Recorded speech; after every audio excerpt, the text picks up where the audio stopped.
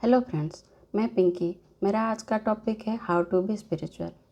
मेरा ये वीडियो आप प्लीज़ एंड तक देखिएगा। आपके लाइफ में बहुत चीज़ों में बदलाव आ जाएगा। बहुत लोगों ने स्पिरिचुअलिज्म के बारे में बहुत तरह का बात समझाया है, मगर मैं जो समझी हूँ आज मैं वही आपको बताऊँगी।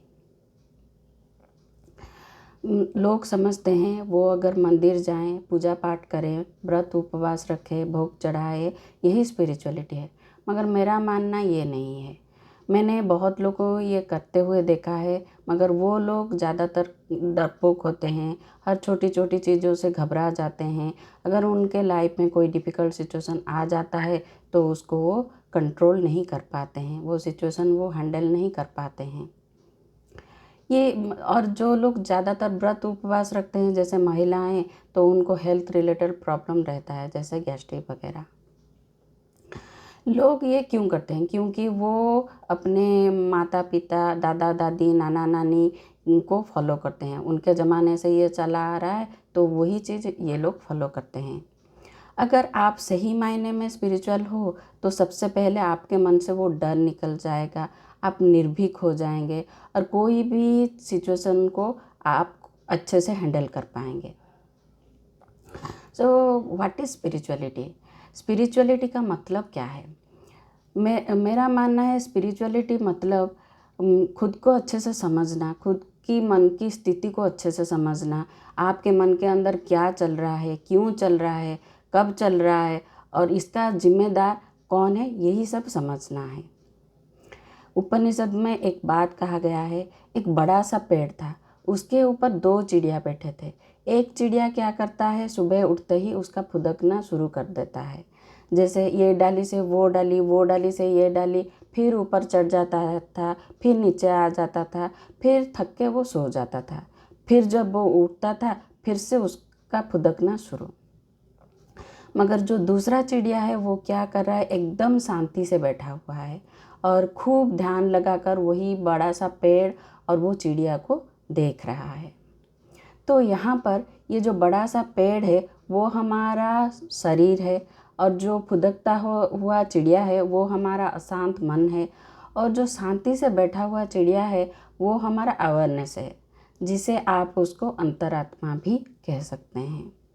यही अपना शरीर और मन और अंतरात्मा को अच्छे से समझना ही स्पिरिचुअलिटी है।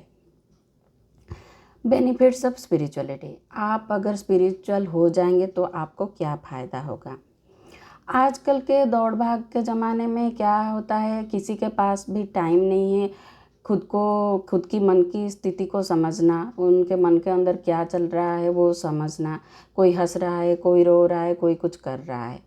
मगर मैं ये नहीं कहती हूँ आप पूरा दिन बैठ के मेडिटेशन कीजिए और आपके मन के अंदर क्या चल रहा है ये समझिए।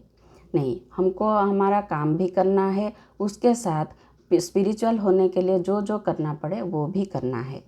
अगर आप एक बार स्पिरिचुअल हो गए तो आपको हर चीज़ क्लियर दिखने लगेगा, हर चीज़ को आप अच्छे से समझने लगेंगे। अगर कोई डिफ़िकल्ट सिचुएशन आपके लाइफ में आता है तो उसको आप अच्छे से हैंडल कर पाएंगे, उसको एक्सेप्ट करेंगे और आप अपने मन की माया जाल से, अशांत मन की माया जाल से मुक्त हो जाएंगे। अभी लोग क्या समझते हैं, मैं जो कर रहा हूँ, मैं जो सोच रहा हूँ वही सही है। नहीं, ये नहीं है। ये सब उनको उनका अहम भाव ही करवाता है। वो अहम भाव जो हमारे मन को कंट्रोल करके रखा हुआ है। अगर आप स्पिरिचुअलिटी प्रैक्टिस करेंगे तो सबसे पहले आपका मन शांत हो जाएगा, फिर आपके चेहरे पर एक अजीब सा सुकून दिखाई पड़ेगा। टाइम लगेगा, बहुत टाइम लगेगा। गौतम बुद्ध जी को तो 6 साल लग गए थे, वो भी जंगल में रह के अपने परिवार से दूर, पूरे संसार से दूर। मगर हमको तो हमारे परिवार के अंदर रहना है, इस संसार के अंदर रहना है, अपने परिवार के प्रति जो जो कर्तव्य है वो करके हमको स्पिरिचुअल होना है। मुश्किल है मगर असंभव नहीं। तो चलिए मेरे साथ एक स्पिरिचुअल जर्नी शुरू कीजिए। तो सबसे पहले आप नो योर सेल्फ, आप खुद को अच्छे से जानिए, आपके मन की जो स्थिति है उसको अच्छे से जानिए। दूसरा है एक्सेप्ट एंड सरेंडर। आप जो भी सिचुएशन आपके लाइफ में घटता है उसको एक्सेप्ट कीजिए, उसके साथ वो सिचुएशन चाहे अच्छा हो या बुरा हो उसको एक्सेप्ट कीजिए और उसके साथ खुद को सरेंडर कीजिए। तीसरा है live in your present moment. आप अपने वर्तमान की स्थिति में ही रहिए। आप प्रेजेंट मोमेंट में जो कर रहे हैं उसी में ही रहिए, ना कि आप पास्ट के बारे में सोचिए क्या हो गया था आपके लाइफ में, ना कि फ्यूचर के बारे में क्या हो जाएगा आपके लाइफ में।